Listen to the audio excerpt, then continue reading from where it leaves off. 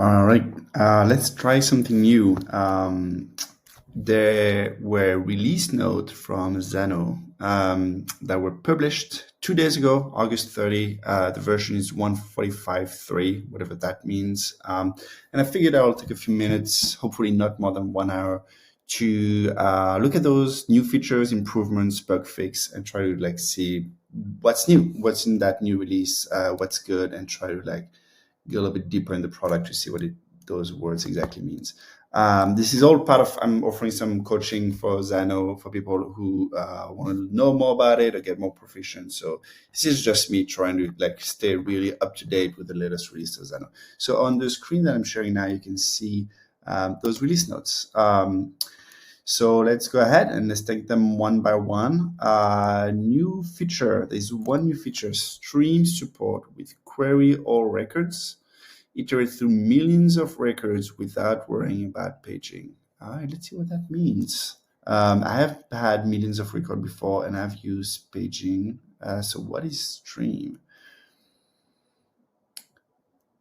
All right, let's see, output tab. The output tab for query or record function. And I assume this is it. So there's a new return type. Stream is a special return type used for each loops.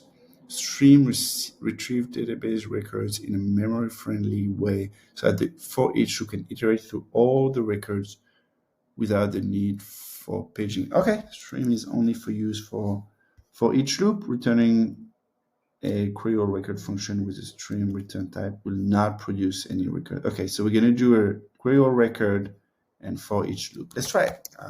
So let me go to Xano. And log in. Put some credential in there. Oh, they were there. There we go. I go to my instance.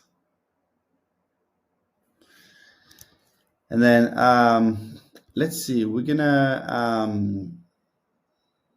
I'm gonna delete this workspace because I'm just not really using this one. That way we're gonna start from scratch, see what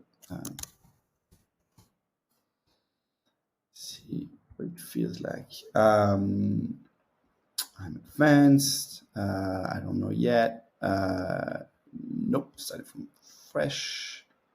Okay. I'm gonna create Xano coaching. Yeah, start from scratch. We don't need the user, don't need the CRUD. I won't talk about that right now because this is not the point of the video. I'm just gonna skip those for now. Okay, so here it is. We're gonna create database. We're gonna create items, and each items we're gonna give it I don't know, name, and then so we're gonna call it foo and one for bar. All right, that should help us get started. Now we're gonna create an API, a default group. This is what we're gonna do. Start from scratch. We're gonna do stream. So what I do need to do according to the doc is a query or record. So that's what I'm going to do. Not so much in the input, but here database request query or records of items. Here we go. And then I'm going to change the name of the output to items. I don't know if you guys uppercase capitalize the name of your table. I probably should not have done that. It doesn't matter for this video. Okay, so now I have my item. Now I'm gonna loop through them. So it's a manipulation. It's gonna be a loop. It's gonna be for each loop, and the list is gonna be item, and I'm just gonna connect item without the S. Okay, this is good. And then for each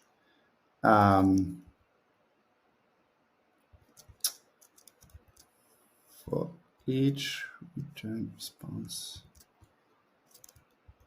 See, that's the part I need to think a little bit more about, the output tab. So what do you mean by the output tab? Or we could, oh, but this one, output tab. Oh, is it? I don't see stream here, return type. Oh, here you go, stream. So I'm not going to return a list. I'm going to return a stream. I'm not going to do any of that. I'm not going to enable paging.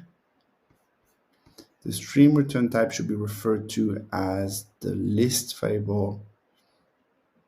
Right, exactly. So this stream return type, so return variable, I would have called it. I'm not sure what it's type. Should be referred as the list variable of a for each loop. Okay, so that's what we did. This is a list variable for our for each loop. And now what do I do for each? Do I just return that? Like, how do I test that properly? Yeah, I won't have access to item here because it's in this loop. Maybe let me try to create a variable. Create variable. We're going to get underscore, underscore items. That way it's a local one. And the default is going to be just an empty array. Okay, I'm going to put that right here. And then in my for loop, I'm going to update variable.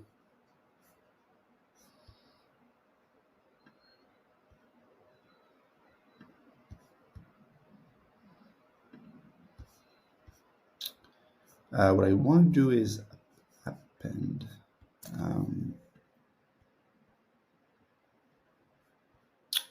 Here it is, array. Add to end of array. That's what I want to do. Yep, so I'm going to add to the end of the underscore items array, and I'm going to add the item value. All right, so now I've essentially recreated a list. I'll get rid of this, and then now I can return the underscore item. Now let's see what happened when I do that. All right, foo and bar. Obviously,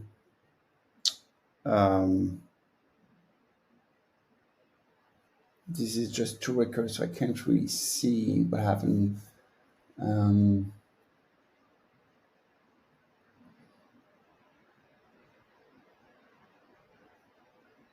Yeah, I'm still a little skeptical of what does that mean.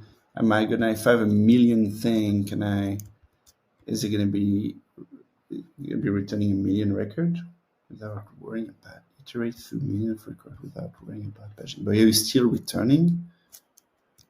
For example, here maybe I'll just do one more thing. Is I'll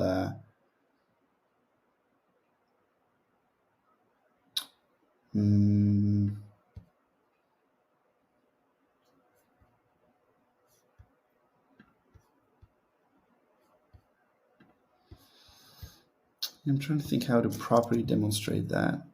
Customer response, return, stream, special return type for each loop stream, retrieve database record in a memory friendly way. For each loop can iterate through all the code without needing for patching. Okay, well, maybe that's it. I'm still struggling to understand kind of a good use case for that. So I understand you're streaming them, but I assume the point is that you're sending them, not sending the whole thing. Anyway, so I'll reach out to, actually, you know what, I'll do it live.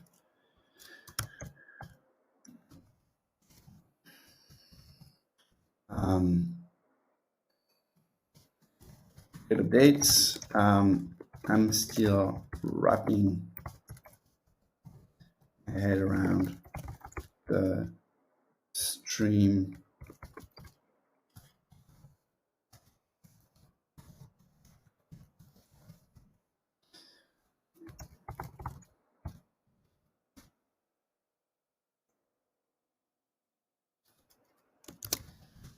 will I still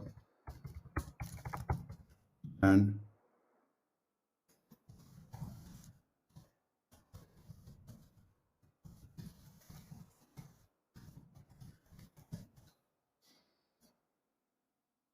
millions for the current list.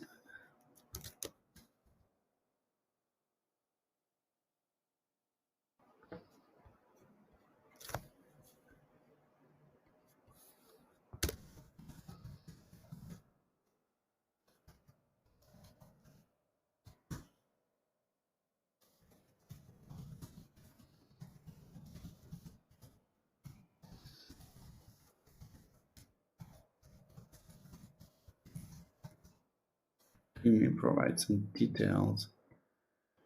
Use case. All right, so we'll get our answer and we'll move on for now. Cool. So this is a new feature improvement. Stop. Next one, new experience for exporting workspaces that is friendly to extremely large workspaces with email confirmation when the export is available for download. Okay, so let's find out. Clearly, I don't have a huge workspace, but I still just want to see how it works. So this is my instance. Let's say I do want to export this workspace. Settings.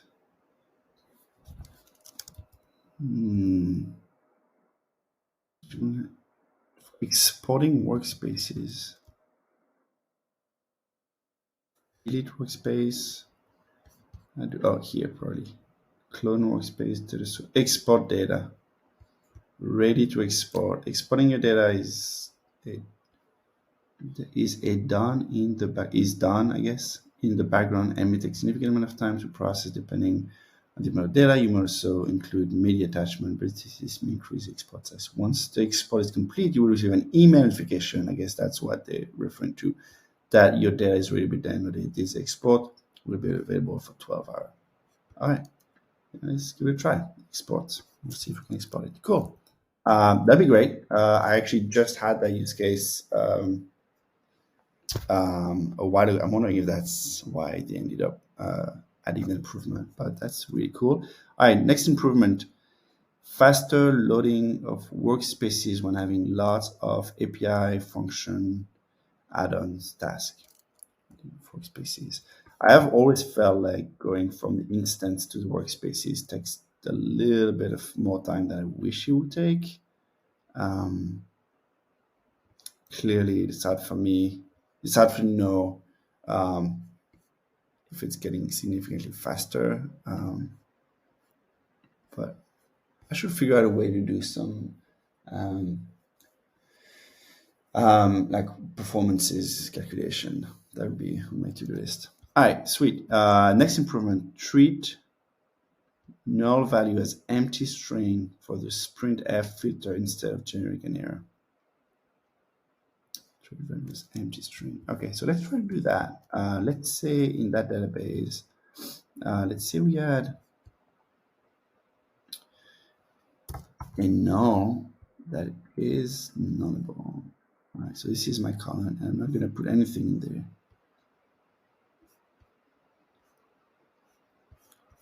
Null value. Oh, was it just the name? Can I just not call it null? What if I call it null like this?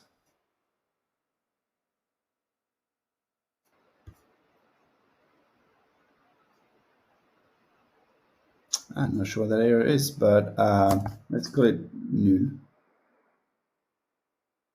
Nope, that works too. What if I call it YOLO? Can I do that? Nope. Can it just not be?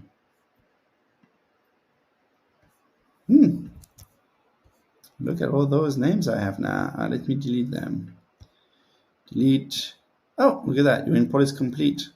It was a very quick one after all, so that makes sense.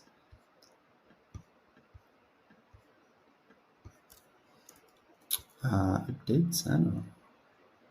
Right. So let me go back to my database. I'm going to try again. I'm going to reload the whole thing. It's fresh. And what I'm going to try to do is, what if I call it YOLO and make it nullable? Okay, so it worked this time. Not sure what happened. Maybe it's because I used the same name. No, if I do no. Yeah, if you call something null, it seems like something's an error shows up, which is that makes sense. I mean, it's not a big deal. Okay, so I've got those. Now I've got my API. Going to return them all, and it's null. Okay, so that's fine. And the improvement was treat those null values as empty string for the sprintf filter instead of generating an error. So how would I do that? Let me try. If I were to do maybe a stop and debug, and I were to say in item.yolo, right? That's how I called it. Now it should just return null. Okay, I'm showing item YOLO, but there is that sprintf thing that I want to make sure. String. So if I do a sprintf filter, all right, so let me try that. No, yeah, format text with variable substitution. So now I'm gonna use that null value, and I'm gonna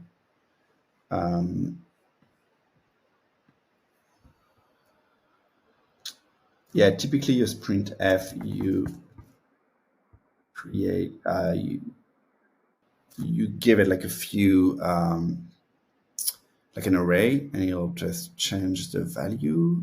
So in my case, I do this, and I can just do foo. Doesn't matter. I'm actually not replacing anything because it's a null. But I guess that used to break, and now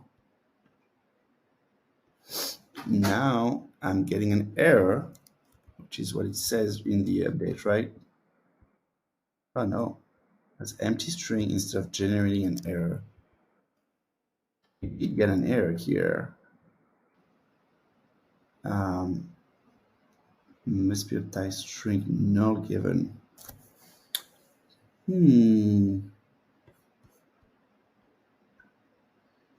So why is that? If it was an empty string, actually let's test that theory even further. Let's say I do have an empty string. What happened then? So that works. Empty string works. Now what if I do null? Does null work? No, null create an error, which makes sense. What doesn't quite make sense is I get from the message that I'm expecting this to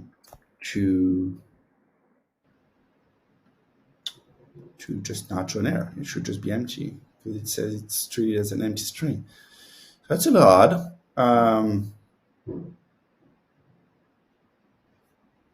Maybe we take a screenshot of that and share that with the team. Maybe it's because it's in a stop and debug.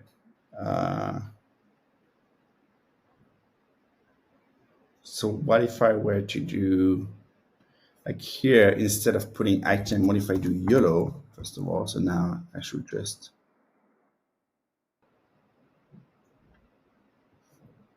that should still work. I should just get all the YOLO, so all the news value. Okay, great. And now what if I do the sprintf here? And I call it like foo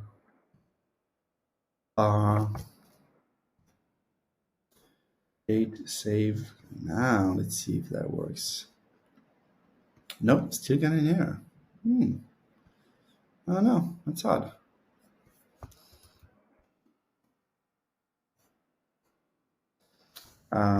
Let's make a note for that. Regarding the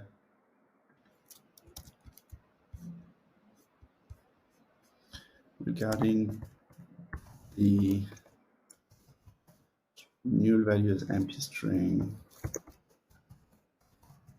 still getting an error message when I print f on a no value.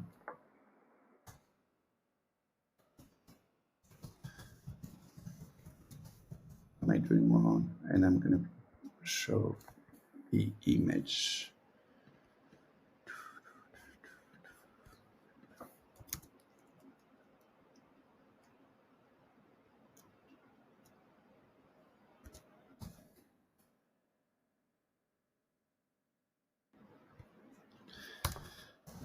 It looks like I'm probably doing something wrong. I have no doubt that what they say is done is done. I'm just curious to know how it works. I'm still getting an error message when I so we printf on a new value. Okay. All right, and with that said, we're going to move on to the next one. Notices for processing. Let's say, how long are we on time? 20 minutes. Okay, we can go further.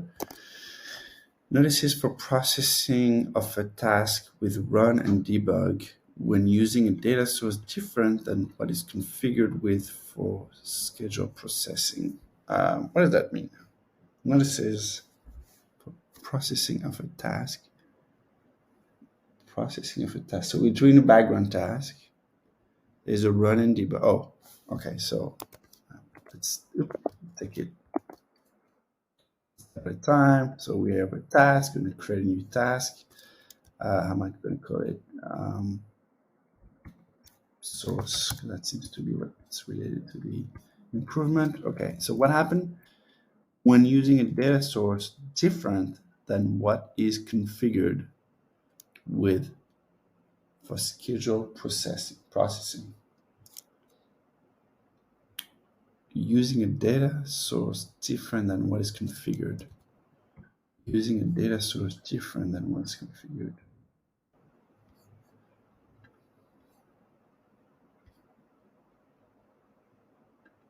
What? And notices. So it's going to tell me when I'm processing a task, so with run and debug. So when I'm doing this, run and debug of it on the task. Oh, look. This task uses, oh yeah, it's the live data source versus, okay, I got it now. This task uses the live data source when running on a schedule, but run and debug uses the data source of your session. Run and debug will run using the live data source. Okay. So yes, we do have different data source. Got it. So I don't know if I can actually show it here. Currently using the live data, right? So this is my live data. I have foo and bar. So, okay, we're going to demonstrate that. If I do a thing that just returns utility, stop and debug, and oh wait, before I do that, I should just get, so query all record, I query all the item and just show them. That's what I'm going to do. Go and then stop and debug of items. Simple as that. Okay, so now I'm just showing my items. Can run it. Okay. Now, if I change that, I should demonstrate another thing. That task, if I decide to run it,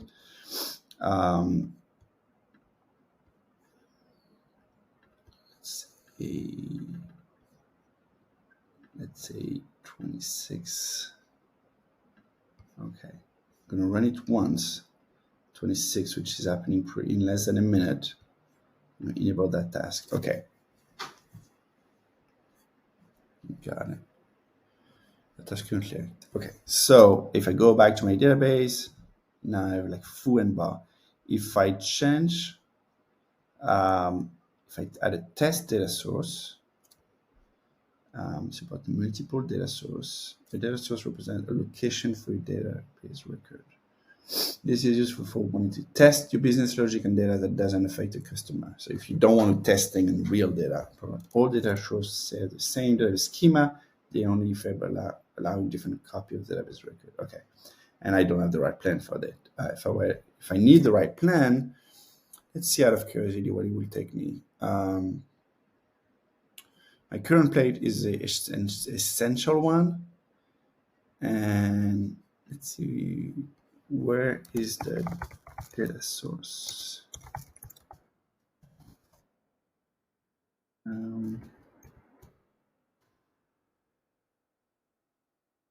Data environment. Is that what it is? Yeah. So there's no data environment on the build plan. There's no data environment on the launch plan. But if I go to the scale plan, then it's live and test. So I'll have to go pretty high to test that, but it's good to know that it exists. Because the scale plan is 180, so like 2K a month, 2K a year. Not complaining about the price at all, completely worth it, but I just won't be able to illustrate that right now, which is okay. At least we understand what it is. Let me reconnect quickly. There we go. Well, I guess I understand what is affecting, but I need to clarify what it does exactly. So let's go back to my task. Has it been run now? It should have run at least once, right? So if I do task history, it ran once. It was a stop and debug. And then, oh, I don't see the detail, but okay, fine. At least it ran there. Oh, I have no way to know. Yeah, it's a lot light on information. I wish I had more information. But anyway, so the improvement is that if I'm different than was configured with, I would assume that oh yeah. So if I were in a different environment here, if I were using a different data source, and then I come here and I run and debug, because it's using the one of my session, he'll use whatever other environment or data source I have, like test or staging, whatever it is. And at least now, from what I understand from the message, is that it's going to tell me, hey, you're running that data, you're running debug, it's on a data source that is not necessarily the live one that's going to be run on when that task is actually executed. Okay, I'm going to assume that's this. I don't have a good way to test that theory because I would have to change plan, but pretty good. Okay. All right. Couple more. How are we doing on time? 28 minutes. We can do a couple more. Improvement. Custom domain workflow. Custom domain workflow now process the host name. Custom domain workflow now process the host name for cases when entering a HTTP, HTTPS URL. Yeah, copy paste. Custom domain workflow. I'm not that familiar with the custom domain workflow. You know what? We're gonna just not Google it, but get to the docs and familiarize ourselves with that custom domain workflow. Custom domain. So it's on the instance level, I guess. Let's see. Navigate to your instance page. All right. Instance page. Open the menu on your instance and select custom domain. I guess edit settings. Nope. Wait. Open the menu on your instance. Custom domain. Okay, so I gotta be another thing that I might not have access based on my plan. Open the menu on your instance. It's a custom domain. Carefully ready and for the instruction to update your DNS records. Okay, enter a custom domain name at the bottom and click submit.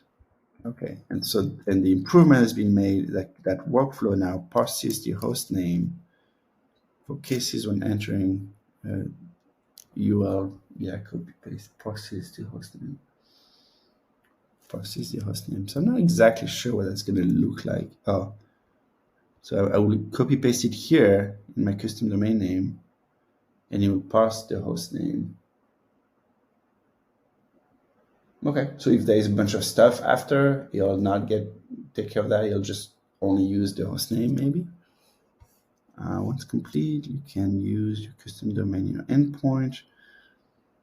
Let's see, just way to use. Okay. Once we notice the address bar. Yeah. Yeah. And so let's find out, is that custom domain also, what plan is that on? Custom domain, it's a launch plan. I'm not on the build, I'm kind of this like legacy plan in between.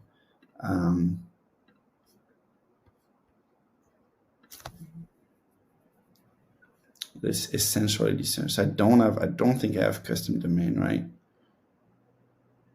So maybe that's why I'm not. Yeah, custom domain. I'm going to assume I don't have access to it. That's why I'm not seeing it. But still, so what is the update? Custom domain workflow now process the host name for cases when entering.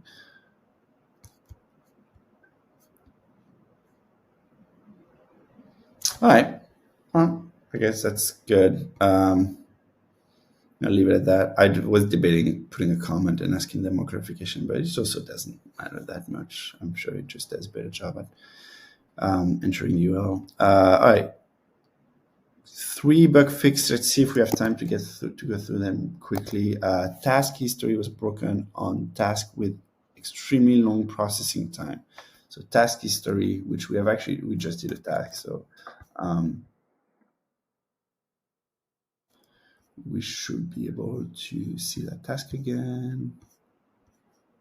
This is my task. And when I look at it, I have task history here. I can see the details. So this one was obviously not very long. So I guess they've done some improvement. Maybe I'll ask a question, like, is there a way to see more information?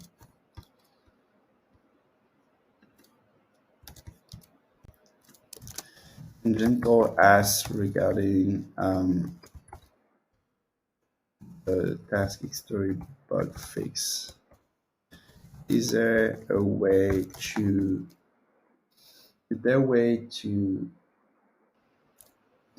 get more?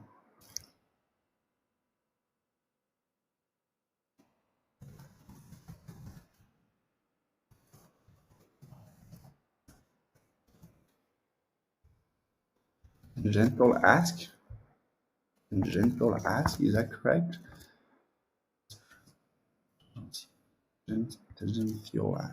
So I don't know how to pronounce that. Am I using that word correctly? I think I am. Relating to attention. Yeah, tangential. Okay. Tangential ask regarding the history bug fix. Is there a way to get more context in the text story? Okay. What were the outputs of the function stack?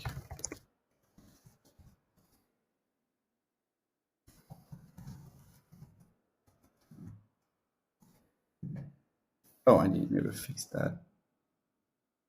Was it like this?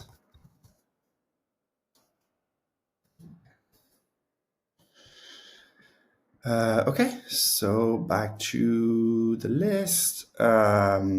Checking if an array is null in query or record was causing an error. Checking if an array is null. I don't think I can demonstrate that. Checking if an array is null. That's okay. Escape key no longer closes Lambda editor. That's another thing. I don't have experience with the Lambda editor. I'm not even sure even how. Let's see. How does the Lambda editor work? Oh, I think I looked into it once. Oh, something's loading. Oh, come on, docs.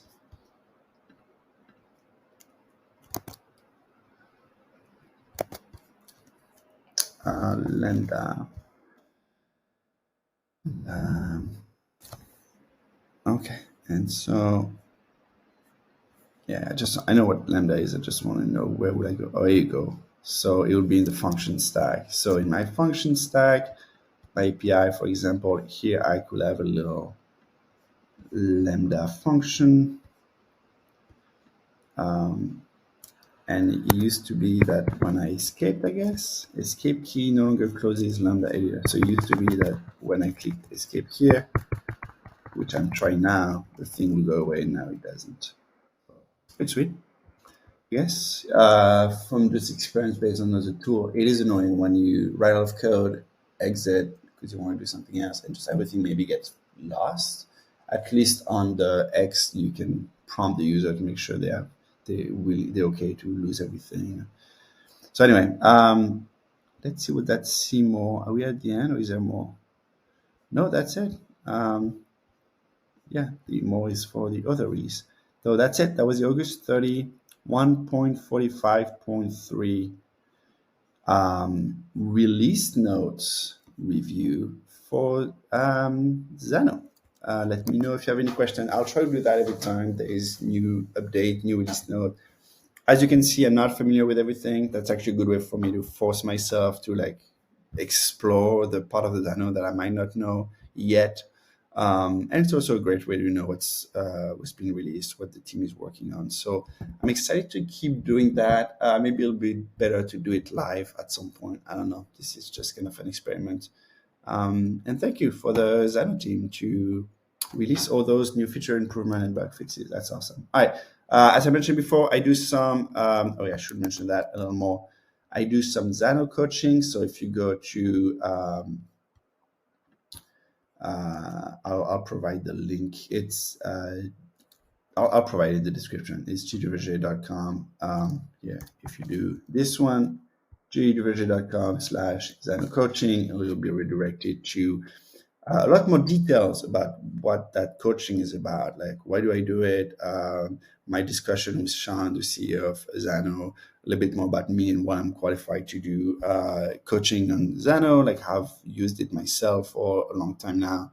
A little bit of what we do during the coaching and a video to kind of show how, like a typical session with someone, the rates, and some testimonial. And the call to action on this page is just book a 15-minute free discovery call with me, just so we can discuss high level of where you need help and see if I can be helpful for a real session. So that's it. I hope that's helpful. And see you next time.